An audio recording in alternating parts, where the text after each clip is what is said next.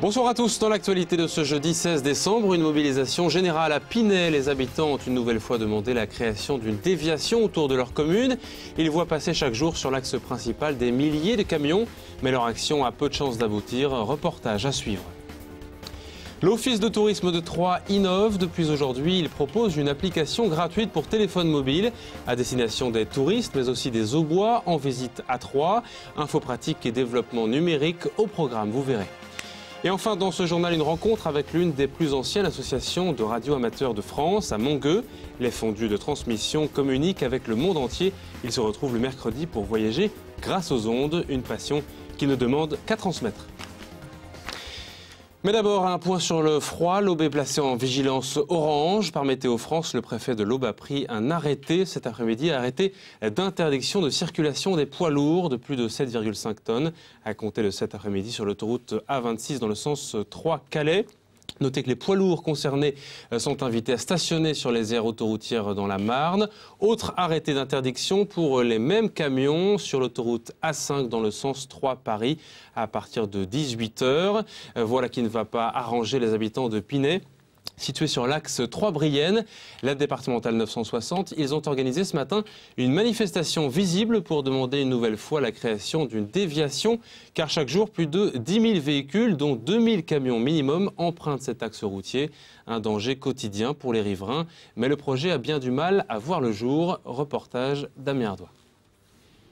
2000 camions par jour, les riverains de la départementale 960 à Pinay n'en peuvent plus. L'opération d'aujourd'hui consistait à montrer que certains sont même prêts à boucler leurs valises. 84 panneaux à vendre ont été disposés pour 24 heures sur les façades des maisons. C'est symbolique, mais en réalité, quand on discute avec les gens, ils disent si je pouvais partir, je partirais. Ça, c'est clair. En plein été, on ne peut pas ouvrir les fenêtres, on ne peut pas laisser les portes ouvertes, c'est infernal. Il y a du bruit, la pollution, ça c'est terrible. Il n'est pas impossible qu'à l'avenir, je quitte le village, oui. Oui, ça c'est pas quelque chose qu'on n'a pas envisagé. C'est pas dans l'esprit de vendre la maison, c'est pour interpeller tous les camionneurs et les véhicules qui n'ont pas besoin de passer là. Mais allez où hein? On a notre maison. Hein? Moi, j'ai été enseignante pendant 25 ans ici. Hein? Moi, je connais tout le monde. C'est notre vie, Pinay. Hein. Ce que réclame l'association de riverains, c'est une déviation, voire un report du trafic des poids lourds sur la Nationale 4. Pour l'instant, malgré les rencontres avec les élus, les demandes restent lettres mortes. Faute de financement, la mairie ne peut prévoir que le réaménagement de la traversée du village. Les travaux doivent démarrer en 2011. Pas de déviation, donc, au programme. À moins de 10 ans déjà, moi j'y crois plus. Hein. Donc compte tenu de toutes les informations qu'on a, l'association a eu les mêmes informations que nous. Il faut être réaliste. Donc aujourd'hui, il y va de l'intérêt général d'améliorer la sécurité. Et je pense que très honnêtement, en diminuant la vitesse, on devrait diminuer un petit peu les nuisances, notamment au niveau sonore. Ce réaménagement de la traversée du village avec la mise en place d'une zone à 30 km/h coûtera 1 700 000 €. Une déviation complète reviendrait à 8 millions d'euros, dont 4 à la charge de Pinay. Le Conseil général, lui, fait savoir qu'il n'a pas la capacité financière pour faire naître le projet. Malgré l'impasse, l'association ne renonce pas et ne se satisfait pas non plus de l'avancée du dossier. Aujourd'hui, on apporte la preuve que la déviation du village, c'est pas la volonté de quelques-uns, mais la volonté de 95% des riverains. Nous, on nous promet un aménagement de la traversée, mais c'est pas du tout ce qu'on attend. Nous, on est là et on est déterminés à aller jusqu'au bout. C'est clair, ça mettra certainement un peu de temps, mais on ira jusqu'au bout. L'association de riverains et sa centaine de familles représentées annoncent déjà d'autres actions symboliques dans les mois à venir. Et à propos de transport, les cars scolaires sont une nouvelle fois annulés partiellement demain dans le département à cause de la neige et du verglas, bien sûr, dans les secteurs de Bar-sur-Aube, Bar-sur-Seine et Vendeuvre-sur-Barse. Les lycéens internes de ces secteurs seront bien ramenés chez eux demain, quoi qu'il arrive. Notez qu'un numéro vert est à votre disposition, le 0812 10 10.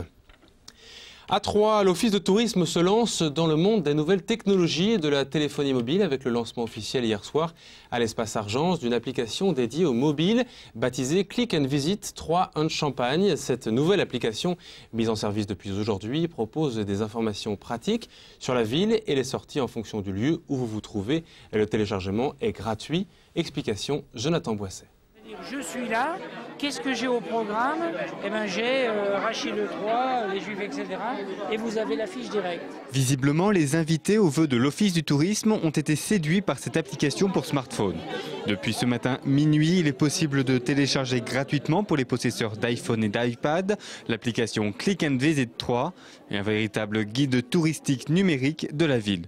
On peut faire maintenant des choses extraordinaires, on peut avoir une foule de renseignements qui nécessiterait un guide de plusieurs dizaines, voire centaines de pages pour avoir exactement la même densité d'informations. Donc c'est quelque chose qui est assez étonnant. Le premier fonctionnement, qui est certainement le plus simple, qui est un système assez ludique, qui juste en secouant nous permet de savoir ce qui se passe, ce qu'il y a à faire, ce que je peux visiter et l'agenda des éléments qui se passent autour de moi dans un périmètre, vous voyez, très restreint directement. Que faire à Troyes, où sortir, où manger, où dormir, autant d'informations disponibles pour les mobinautes. Un système de géolocalisation permet de situer le point recherché par rapport à sa situation actuelle.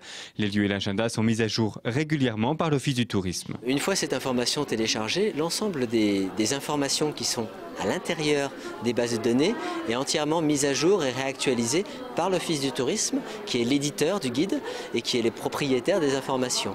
Donc ça nous garantit en fin de compte une propriété de première main d'un guide de Troyens pour les Troyens, entre autres, et pour les visiteurs de Troyes. Ce guide s'adresse donc à tous les utilisateurs de mobile, qu'ils soient de la région ou non. Cette application est gratuite et avec les fêtes, l'Office espère bien qu'elle donne envie aux touristes de venir à Troyes. Beaucoup de cadeaux de Noël vont concerner soit des iPhones, soit des iPads, soit des smartphones. Et bien sûr, quand on a son nouvel appareil, on veut l'essayer et on veut télécharger. Et cette application est entièrement gratuite. Donc ce sont les applications qui sont téléchargées en premier. On est pratiquement pionnier parce que je ne connais pas beaucoup de villes en France qui ont développé ce type d'application. Je parle en application gratuite. Et vous savez, même à Paris, les applications ne sont pas aussi globales, elles sont thématiques. Donc on est véritablement très innovant en la matière et j'espère qu'on va prendre une longueur d'avance pour assurer le succès de notre économie touristique. Pour le moment, seule la version pour les produits Apple a vu le jour, mais d'ici le mois de janvier, il sera possible de télécharger cette application sur d'autres modèles de smartphones. Un peu moins ludique à présent, la ville de Troyes tient son conseil municipal ce soir avec pour ordre du jour principal le budget 2011.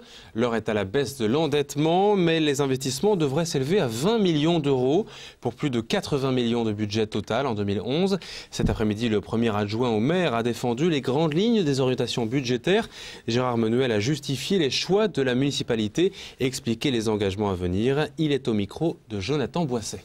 Le budget 2011 verra se concrétiser la maison de quartier des Sénards, par exemple, verra également se concrétiser la maison du tourisme.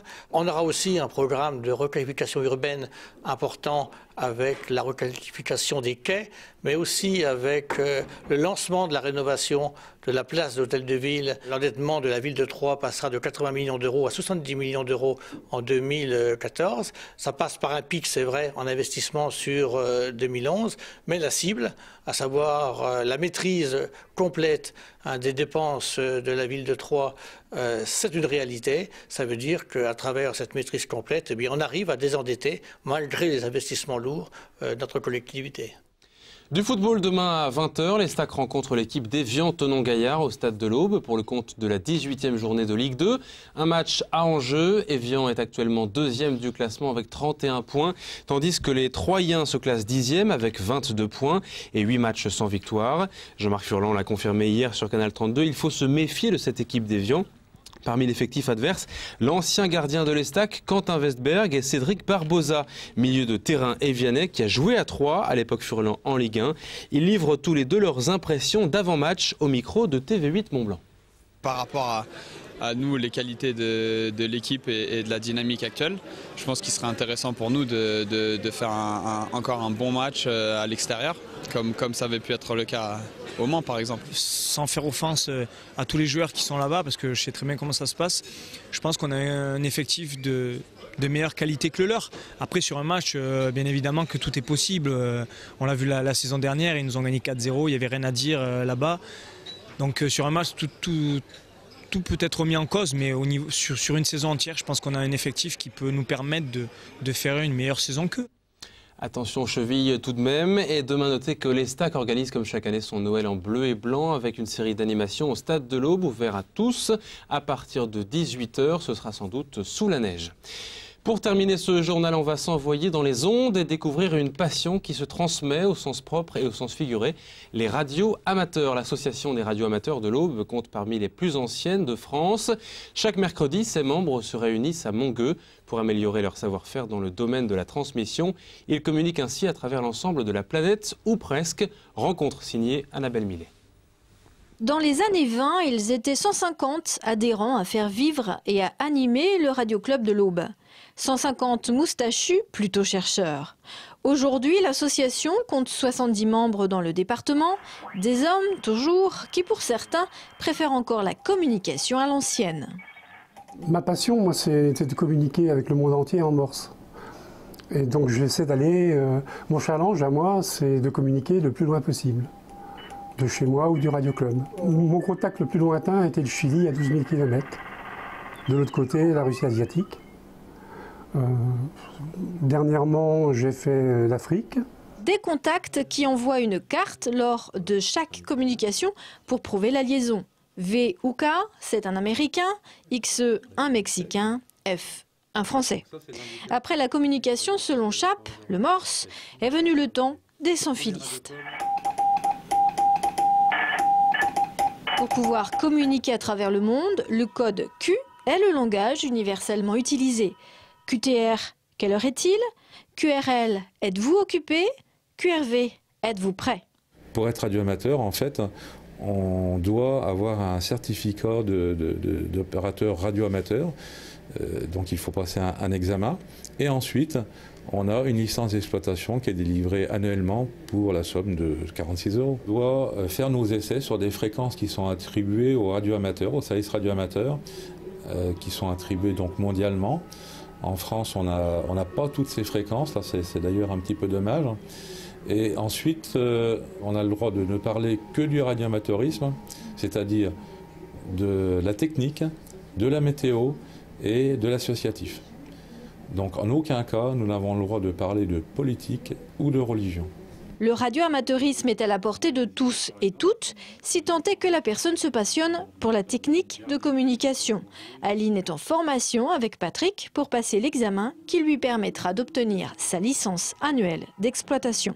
Ça m'a intriguée de savoir le pourquoi, quel était le but de la chose et puis comment ça fonctionne. Alors je me suis dit, après tout, le meilleur moyen de savoir, c'est de devenir radioamatrice. Intérêt pour le bricolage savant, pour la physique, pour le contact, mais aussi pour le jeu. Tout technique et ésotérique qu'il puisse paraître, le radioamateurisme a également des aspects ludiques, comme la chasse au renard, à découvrir auprès du F5 KOB, le Radio-Club de l'Aube. Et si vous souhaitez rejoindre ces passionnés, un numéro de téléphone, le 03 25 45 68 36. Voilà, c'est la fin de ce journal. Dans un instant, les prévisions météo très attendues et verglaçantes avec Sandra Durupt. N'oubliez pas que l'Aube a été placée ce matin en vigilance orange. Demain, c'est Damien Ardois pour le journal. Passez une très belle soirée. À bientôt.